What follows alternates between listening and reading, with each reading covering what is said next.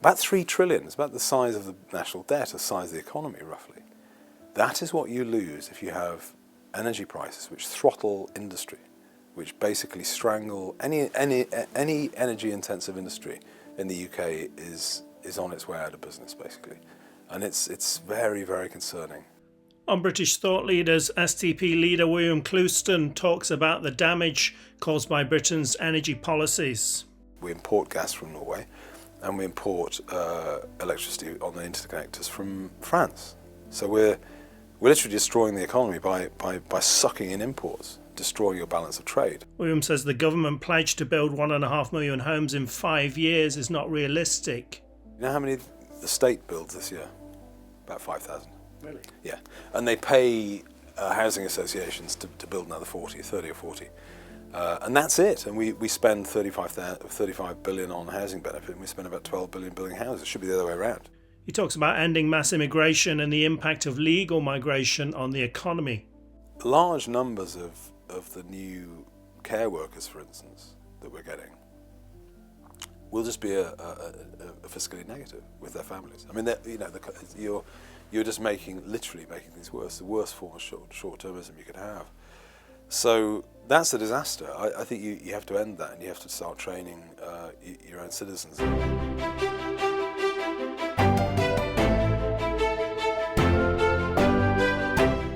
Welcome to British Thought Leaders. I'm Lee Hall.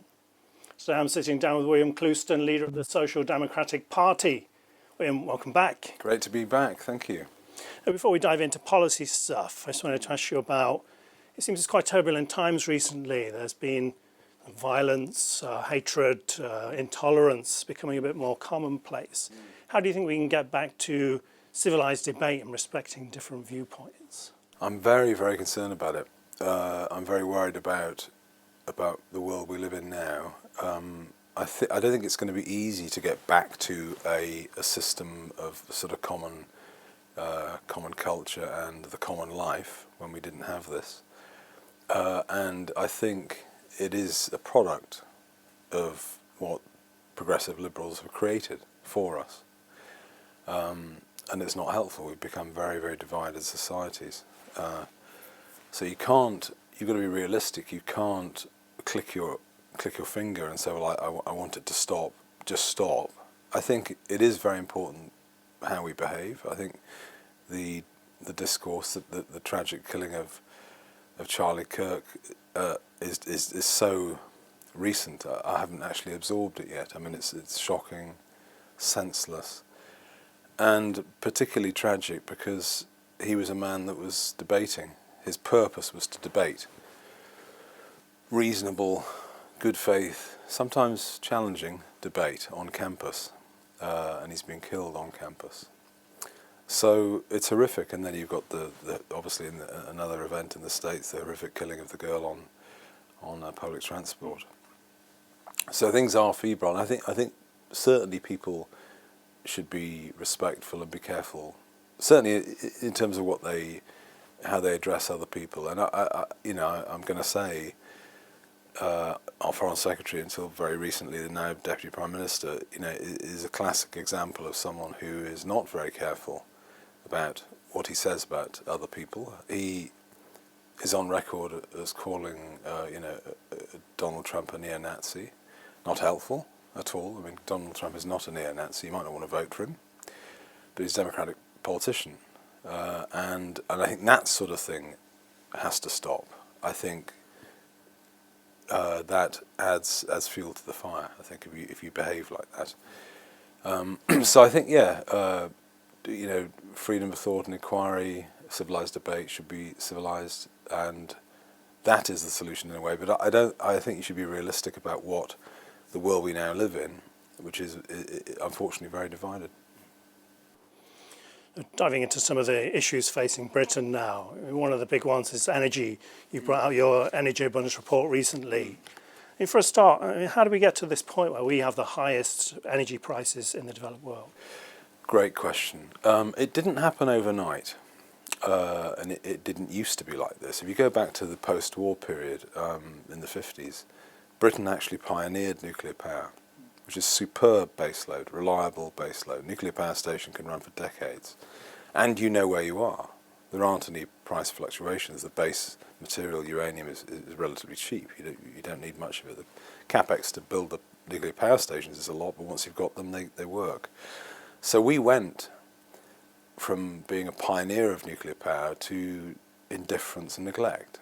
We, in that particular industry, we pioneered it, but didn't maintain it, such that Blair and Brown, in their first term, were so indifferent to it that they decided to sell what was left of it to the French.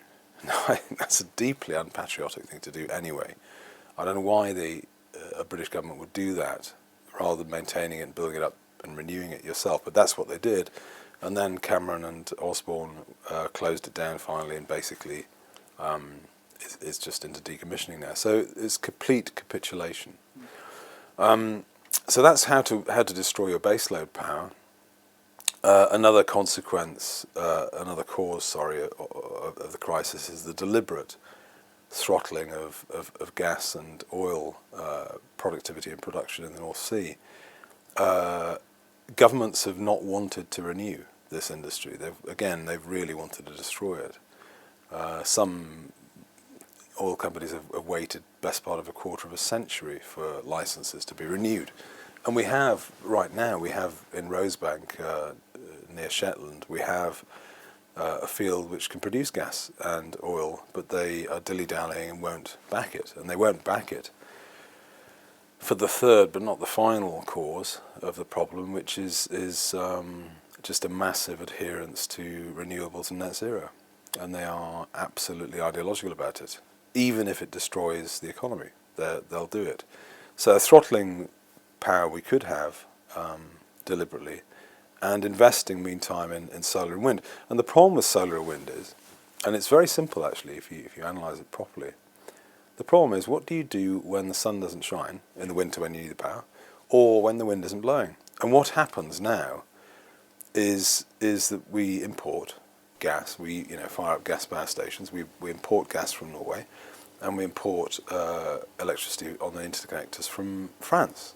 So we're literally destroying the economy by sucking in imports, destroying your balance of trade. 40% of our energy is imported. Staggering. Well, you can't have a successful industrial economy if you behave like that.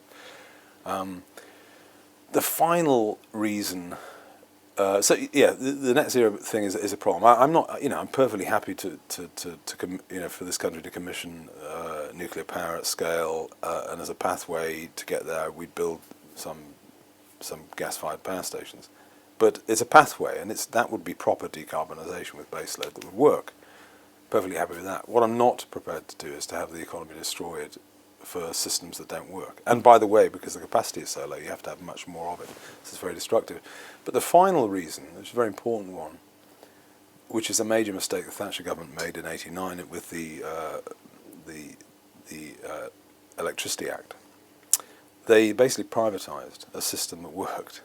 Now, CEGB, the old system of state generation and distribution, transmission, worked. If you look at the graphs, it was amazing productivity, literally 3% a year. And the graph goes like this until it's privatized, then it just dies. Right. And basically you're dealing with incentives. So I would blame that on ideology as well, because I think it's failed. It's totally failed. On the evidence it's failed.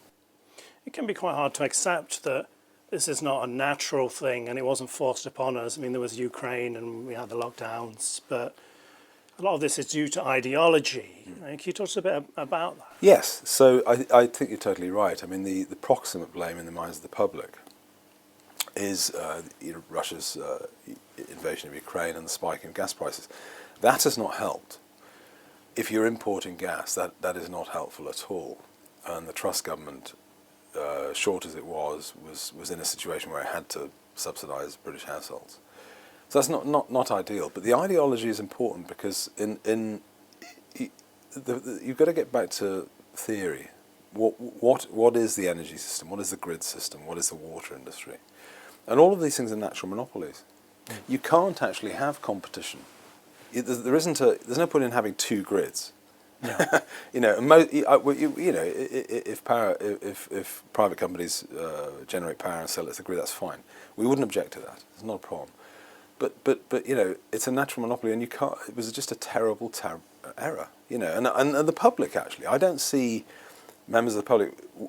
I look at it, and I think, why do I need 80 people, 80 different companies, taking a bet on the wholesale market for energy and laying the bet off to me to try and make money?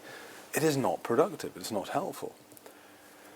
And because the ideology is in there, because they ignore the fact of natural monopolies, you know, water is exactly the same. They have to have an elaborate system of checks, price controls, regulations to try and solve the problem of lack of competition. So I think they've just got the whole model wrong. I think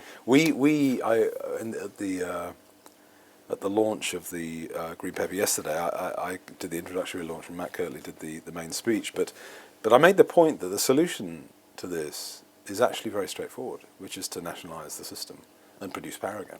That's it. And it would be incredibly foolish not to do it, because the total productivity loss to this economy from these high energy prices is about 3 trillion. Really? To stop, yes, it's in the report. Read it. It's a fantastic report. About 3 trillion. It's about the size of the national debt, the size of the economy, roughly.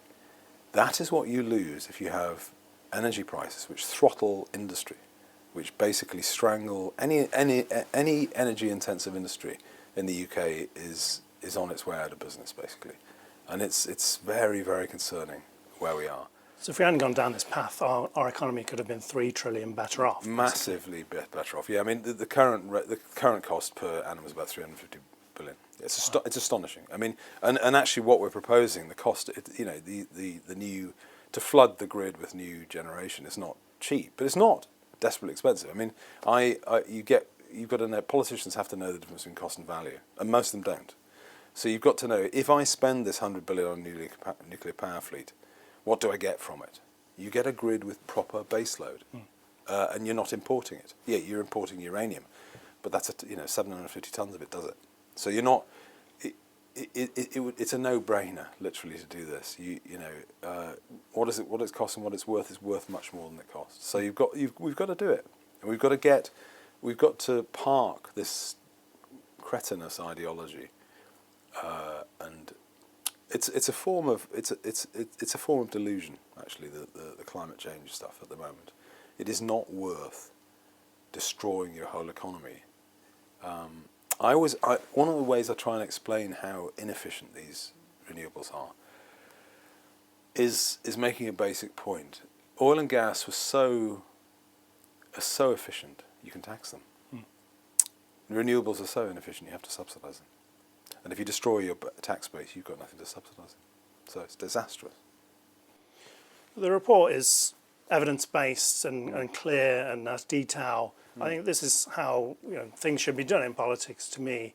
But you come up with a solution. Yes. So it's kind of based largely on nuclear, right? Yes, I think the pathway, I mean, we've got 2 stages, really. There's 3 things in the report, really, in terms of solutions. Is the first stage is to stabilise the grid and choke off some of the imports by gas power generation and coal. Coal is much cheaper, actually, than gas. It's in use, it's cheaper. So we do that as the first phase, stabilise the grid. And then the second phase, really, is while you're doing that, it takes longer to get nuclear power up and running. But get that up and running and then have proper baseload, 40 gigawatts of it. Just proper baseload that is there for your whole economy. Again, it would be balanced payments would look a lot better if we're in that position. And then you've got it. I mean, I think a lot of the renewables, a sensible government just let them wither off and go, and the energy density is so low, the land take for this stuff, destroying the countryside, basically. The density is so low, you need them everywhere. So I think they would actually wither and die if we did this, and we'd get a country which actually might have a chance of building and having output and productivity. The third rather innovative idea in the report is the energy credit, which is a peg, basically a guarantee to industry and households of 10 pence buying a certain amount of power. So you've got that. And that would, for the first time, it is quite revolutionary. For the first time, you'd peg the currency, you'd link money directly to productive output. Right. And we agree, we acknowledge that it's quite a creative idea. It's not been done before, but it would police the government because you'd have to do it. If you make that commitment, you'd have to actually come up with the goods and provide people with cheap power. So I also wanted to ask you about housing, and the Secretary of State for Housing talked about unleashing the biggest era of house building the country's ever seen. Is that a realistic policy in your opinion, or if it's not, what will be? Well, sadly, it isn't. I mean, sadly, if I have one area of expertise, probably in politics and in life, it's development and housing. So I'm a planner by trade, town planner by trade, and a surveyor. And I've developed a few houses actually in my time. I was mainly on commercial actually. Commercial supermarkets and roadside was my main area of development, but I have done quite a lot of housing. No, they unfortunately have no chance at all of achieving this figure. So they've pledged $1.5 million through the term. They've got to be building well over 300,000. Nowhere near. So the current figures we have will come in this year. This calendar year will probably come in at about 170, maybe 175. So half. Oh yeah. It's the and they again. I started at the start. We talked about what we did post-war. This was in rationing, a period of rationing, and the country was bombed. Bomb sites all over the place.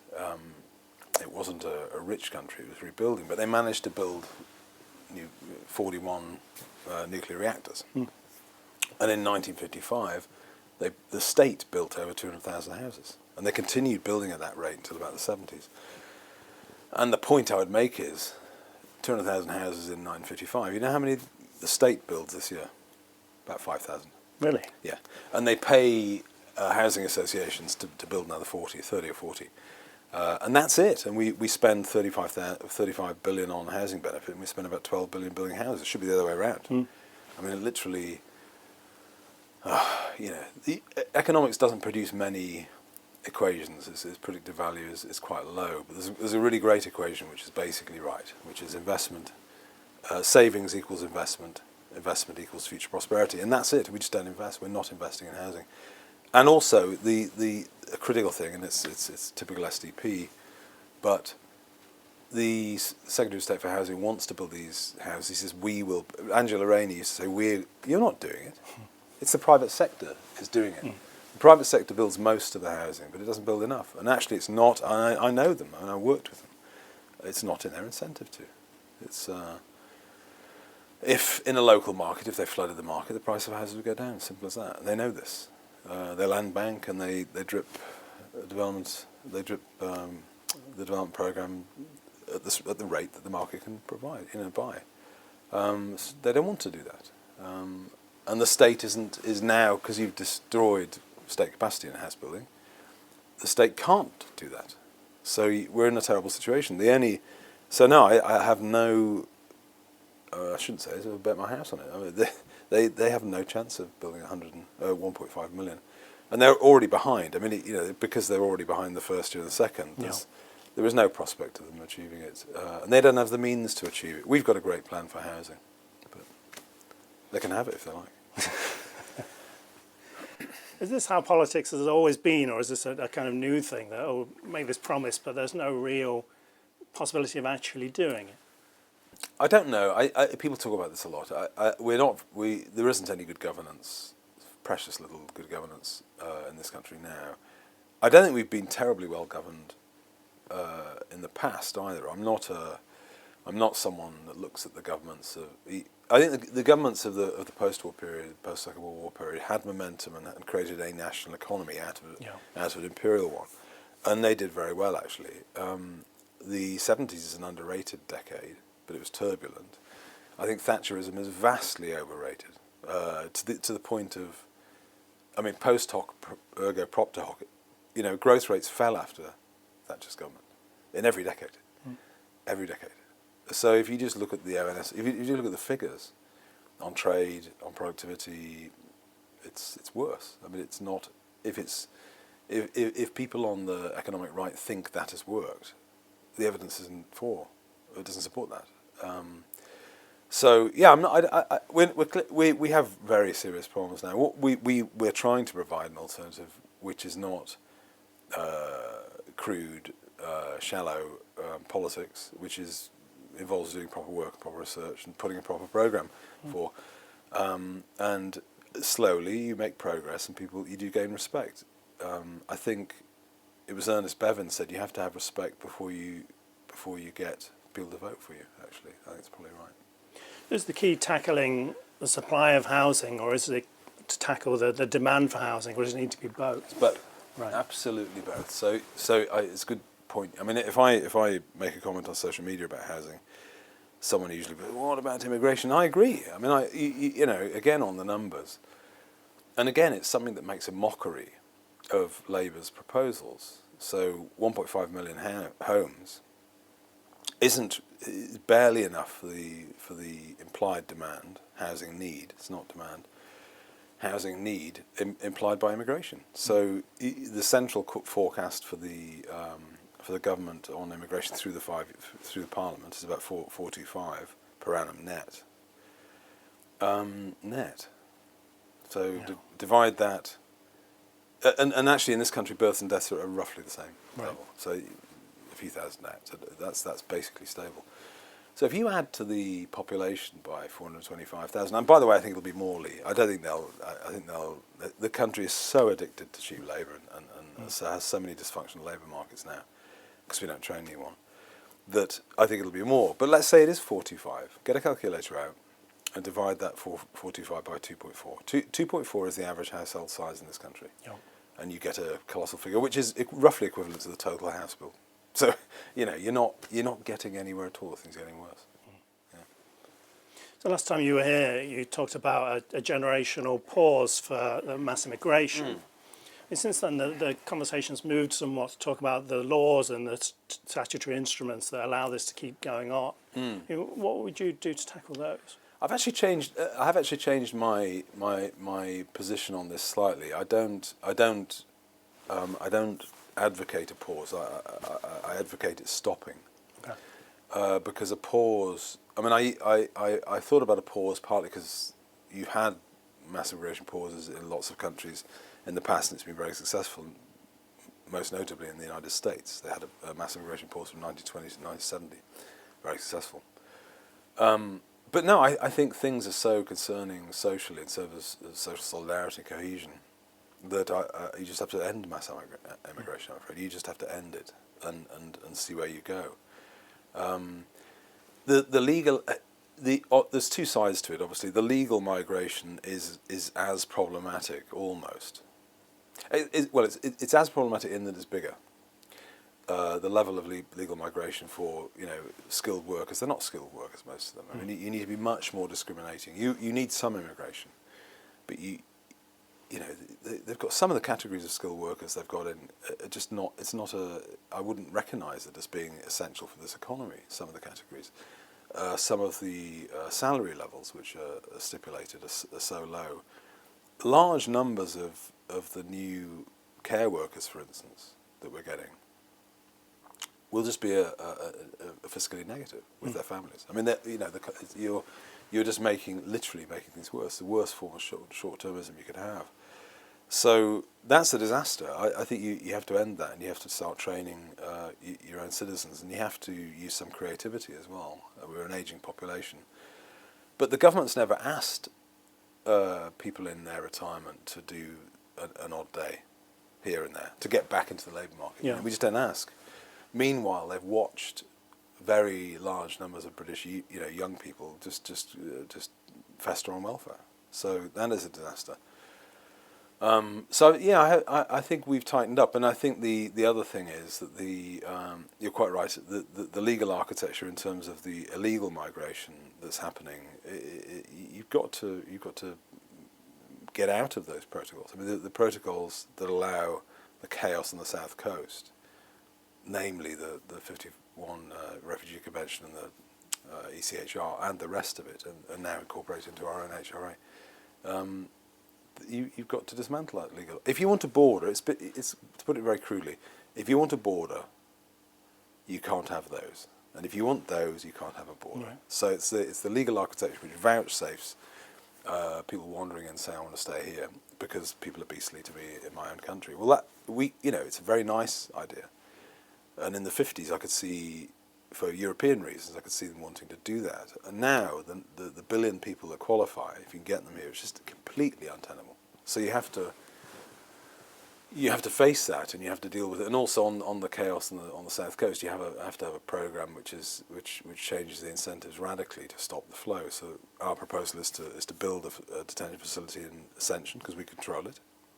Ascension Island, right? Ascension Island, yeah. And any unsolicited migrant that turns up breaks the 1971 Immigration Act anyway, and you're detained for a couple of years, and then you go back to where you're from or a third country, and that's it. And I promise you, the flow would stop immediately. No one. People aren't stupid. People will not spend €5,000 to a smuggler to go and get taken to Brize Norton again. It's just not going to happen. Yeah. I've offered it. I mean, I've tried to persuade Reform to take it, and they've taken it in part. But if you take it in full, it'll work. So let's hope. It may end up being government policy in the end because you can't go on. We can't go on like this. Yeah. There's also considerable cultural change happening from the migration. You're quite socially conservative and on the culture side at SDP. What do you see as the effect that the immigration is having on our culture? It's very concerning because I think there's been. I mean, people. Your audience is probably international, but from a British point of view, people will have seen British citizens, put flags on lampposts, and it's been like a sort of revolution. And I think people are doing that for lots of reasons, but partly recognition. It's partly that, but it's partly a sort of revolution against the sense that the cultural elites, the political cultural elites, are hostile to the majority culture and favour every other culture. That's the sense that people get, and I think they're right. I think that is the elite culture. That's the famously Gus O'Donnell quote in David Goodhart's book about I'm interested in international welfare, not British welfare. Well, if that's your view, you should not be head of the British Civil Service, in my opinion. Basics. You should look out for British people, their chances in life, their transport, their housing, their industry, but also their culture. And I think there is a vibe shift. There are aspects of it which I'm worried about. People will say either Social Democrats will get the borders under control and migration under control, or some people that you don't like will do it. Something you'll have a reaction, and you'll be aware of the vibe shift on language and deportations. I mean, again, I'm a fairly simple fellow. I've always been in favour of deporting illegal immigrants of any kind. Yeah. I mean, if you're here illegally, you should be removed. I believe in the rule of law, and I believe in national citizen preferences. So you can't have, and the politicians that equivocate about this, again, aren't thinking very clearly, because what they're doing is, if a politician said, well, I'm not really sure you could, it might be 1 million people, I said, well, if it is, that's what the state should do, because if you don't accept that, you're in a position of saying, well, okay, well, that's that particular law, I'm not bothered, I just won't bother with it. Well, if you're going to say that, which other laws are you going to say you're not interested in applying? Yeah, the law is the law, right? Yeah, it's Kantian. Yeah, so basics. So you can't. So I've never struggled over that question. But there is another vibe shift, which is the tendency for people to say, well, deport or remigrate. They'll say, and I do have issues with that because, well, I think the people that say it don't explain what they mean very much. So they'll say remigrate. Are they talking about forced remigration? Are they talking about knocking on people's doors and taking their passports off them summarily? Saying that you're not British anymore, we're going to put you on a plane. Some of them, I think, do think that. And the problem that I have with that is that I don't talk about my family huge amount of politics, but my family is multiracial broadly across, and if that sort of rhetoric takes off, then there's no room for us here. If the root, and this is what worries me about liberalism, about the world progressive liberals have created, because I think it is a backlash, and I think you don't know that the backlash won't in the end be some sort of Volkish ethnic nationalism, which is very unpleasant and will destroy the chance of many different people from many backgrounds who love this country being here and contributing to it and being peaceful in it. So that's the problem. I think certainly I detect it's happened very quickly. And I'm quite concerned about it. I mean, England is what it is at this point. We can't reverse it to 100 years ago. It's just not really a realistic option. No, but some of the young activists will, will say this. And anyway, I think we should. I think when you can't be in favour of people living here if they don't have any right to live here. And also, I'm perfectly clear that we need to end mass migration, partly for cultural reasons, but economic as well. And I get all that, and I think we should be very strict on that. But where they're going elsewhere on some of this stuff, I think is we have to ask them what they mean. What are they really talking about? Because they're talking about the sort of thing Idi Amin would do. That is, you're off the scale. If that happened, you'd be in a civil war already. Yeah, that's what I think. Yeah. On this culture topic, I've had several guests on the show who are saying rural culture is overlooked by Westminster. People who work and live in the countryside don't get much benefit from the policies. I mean, would you agree with that? I know you're from the rural northeast, and what can be done about it? Well, I do agree with it because the primary industry, you've got quarrying and you've got other industries, but farming. I mean, farming, they put very, very little money into farming. I mean, for instance, we put far more, we spend vastly more money housing illegal migrants at the moment in hotels than we spend on farming. For instance, a category is about 4 billion as opposed to 7 billion. So we just don't, we don't back farmers. We don't take it very seriously. The farms are squeezed. Consolidation's happening, so the culture of what the rural hinterland is like is changing because you're losing family farms. Yeah. We published a green paper last year called Fields, Farms and Food, which was on this topic, and I think a little bit of care. I mean, agricultural education has been neglected as well. Virtually every level, at every point, every domain that the rural economy is dependent on has been neglected, I think.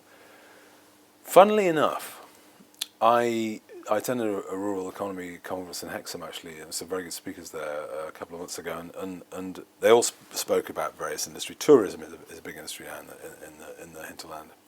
Fine, but they neglected to mention one thing, which I think in the future will be a very important factor. Not necessarily a good thing in a sense, but I think the nicer parts of the hinterland will simply be colonised by people, quite wealthy people, who are sick of the cities. Right.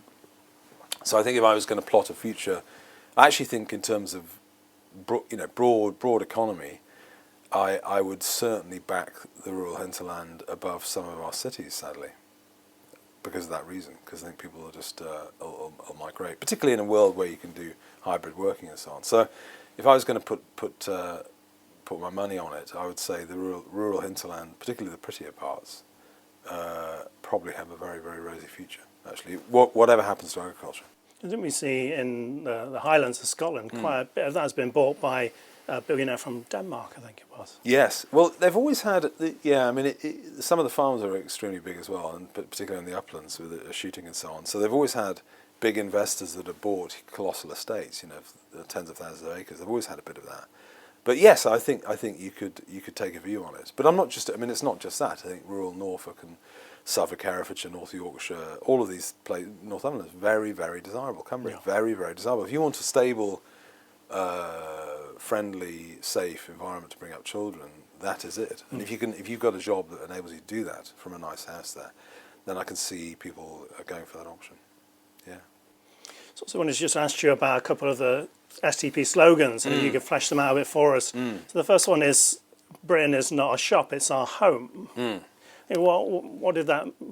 what's behind that? What's the policy behind that? That's basically a kick at sort of right-wing free trade neoliberalism. It's a kick at people that don't grasp that your the water provider in your capital should not be sold to foreign entities, in my opinion. It's not a shop, it's our home. This is our water and our water company.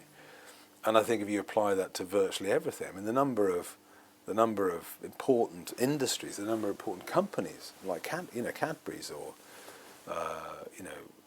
Rowntree Mackintosh, or I mean, not just the industrial, but Pilkingson's. You know, the government has been indifferent to what is made where and by whom, and to who owns what. And that my point on that is that who owns what is important. It really does matter. And it's a very foolish country that allows this to happen. The sensible industrial economies don't let this happen at all. I mean, if you went over to South Korea and you said, well, I'd just like to buy Hyundai, I'd like to buy Kia, or I'll buy water industry. No, no way, that's not happening.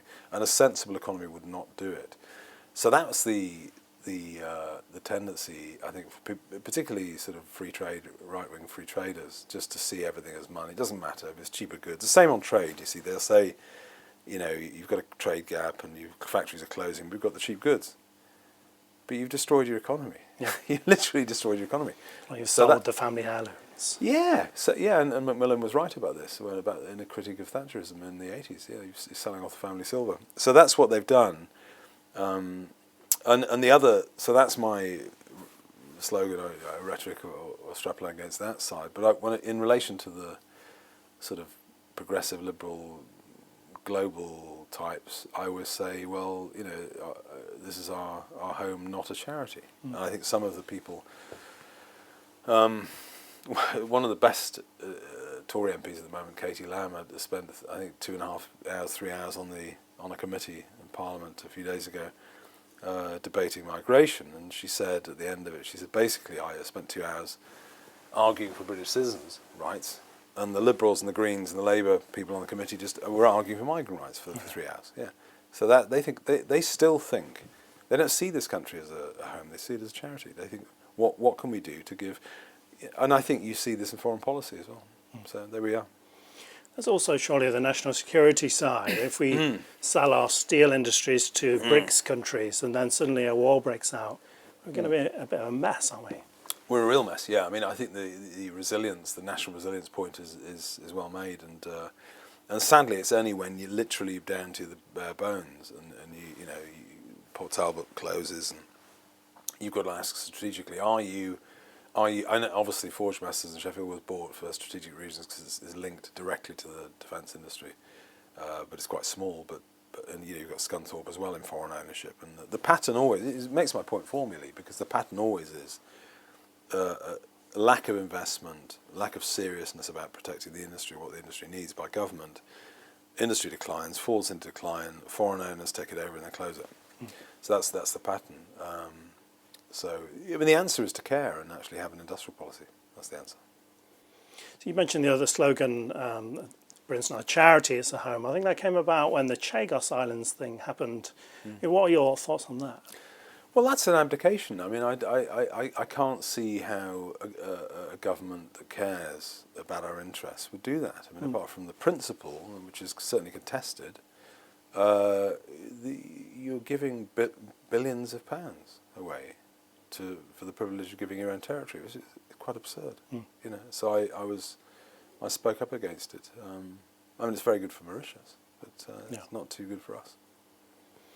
So those slogans, and also, as you mentioned, some of your policies, such as the Ascension Island thing, seem to end up with other parties using them as well. Yes. I mean, is that kind of... There's a very good example of that, which you haven't. Well, it's Family Community Nation.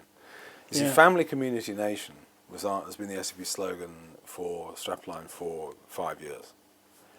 And why did we embark on it? And the reason we embarked on it was because family and community and nation are the three areas where people come together and work together for the common good. It's where you're doing something not for you, it's duty. You have a duty to your own family, you have a duty to your community, and you work together. And so it's the us, it's not the me. And so it's been our slogan for years. And I may go in history as the only person in history to do an electoral pact with the Reform Party, but we did, and it was a small one. It was only 24 seats, but we did it, and they broadly kept to it as well in the last election. But when Nigel took over, literally, he just nabbed the slogan. So I was looking at it and thinking, oh my word, you know. So they changed nation to country, so family, community, country. And there's nothing I can do about that, in a sense. Do you see it as flattering?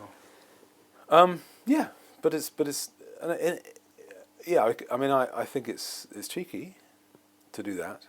And I said at the time, because they're so much bigger than us, The problem for us would be, and I don't think they're stable enough to keep it. I think they'll probably change it anyway. They'll pay some consultant who'll give them a better one, or what they think is a better one. But so I don't think it matters in that sense. But I did say to SDP members that there was a chance that in a year or two you'd be knocking on a door in South Leeds and you'd give them a leaflet and says family community, and they say, "Oh, that's reforms." But Yeah. yeah. So what can you do? Yeah. I'm not selfish about the policies. When we do things like this work on energy or industry or even farming or whatever, I genuinely want the government to take it. I want them to read it and say that's correct. I'll do it. Yeah. Reform are challenging the two-party system.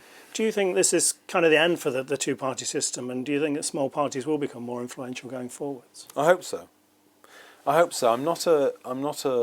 I mean, if you're a constitutional conservative, and we're a very socially conservative party, but we haven't been so on the constitution so much. We've always been in favour of abolishing the Lords until recently, actually, where the policy was changed. But on the question of the voting system, I'm a sort of 80% proportional representation, voting, electoral reform. I think I can 20% of me knows and sees that there's an elegant simplicity to just having 650 constituencies and they decide. The public decides. I mean, actually, in fairness, the public really do decide. I mean, they don't create. You have a two-party system coming out of the culture somehow. That's what we do. Very interesting. Across the Anglosphere, this happens. Right. So in Ireland, obviously Britain, the United States, Canada, and Australia, New Zealand. New Zealand's a little bit more plural now, but basically all of those Anglo-Western civilization countries have two parties, red and blue. So there must be something cultural in that supports it. But I still, my basic problem with the system is that it's gate-kept. Who gets into Parliament is gate-kept by the selection process of the big parties. That they decide. I mean, you have an election. There's so many strong, very strong seats for both Labour and the Tories, and that they virtually can't lose. Right. I mean, in the past it's been like that, and the stronghold seats, the people that decide who gets into Parliament are the parties. It's a ratification, really. I mean, it shouldn't be like that, but it sort of is. So as a result, Parliament does not look like the public. It doesn't look like our differences in views and contestations in the real world are not shown there. And Brexit showed it, because only 120 people supported Brexit, which is the majority position. So I've always wanted voting reform so you get a parliament that looks like public opinion a bit more. How possible is that? I think it's very possible now. I think we're in an economic crisis, and we have a debt crisis coming along, and I think you will inevitably have a political crisis, and I think reform may be the beneficiary of that and be the battering ram that changes it. I don't think that's absolutely guaranteed. Richard Tice, I think, is keener in principle on voting reform. He's always been pretty strong on it. I wouldn't back 100%. I wouldn't back Nigel Farage keeping to a promise if he won first past the post big. He might say, "I actually quite like this system." That's what I worry about. But I think there's a very good chance you'll get it this time. There's a very good chance the next election will be the last fought on first past the post. And if it is, then certainly the SDP would have a much better chance of getting to Parliament. I mean, I think on the votes we got at the last election, we got one seat on PR. But we're not staying there. And I think we could get. And once we're in, I think we'd grow. So yeah, I hope so. William Clouston, thanks for joining us. Great to be here. Thank you.